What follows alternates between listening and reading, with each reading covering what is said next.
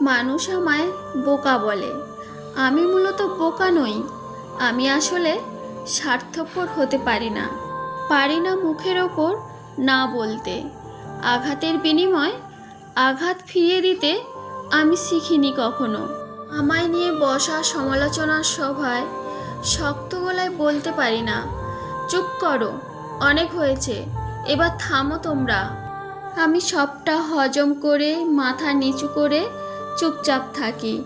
আর এসব দেখে মানুষ আমায় বোকা ভাবুক। লোকে ভীতু বলে হাসে আমায় নিয়ে। এই যে আমি মানুষকে ছুঁড়ে ফেলতে পারি না যে, বরং যারা কাছে তাদের হারানোর ভয়েও আরও খানিকটা শক্ত করে আঁকড়ে ধরি, জড়িয়ে নেই নিজের সবটা জুড়ে।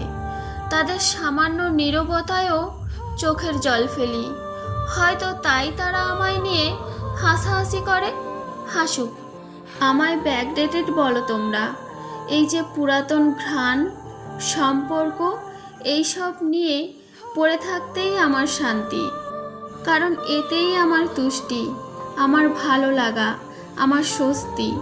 এতে কতজন আমায় কত সমালোচনা করেছে, সে করুক। তোমরা আমায় বোকা, ভীতু, ব্যাকডেটেড ইত্যাদি ইত্যাদি বলো, সে যাই বলো। তবে বিশ্বাস করো, স্বার্থপর কিংবা অহংকারী নই আমি মোটেও। আঘাত সহ্য করার ক্ষমতা আমার অনেক আছে। কিন্তু ভুলে যেও না, আমিও যে মানুষ। অনুভূতির ক্ষমতা আমাদের সবার সমান।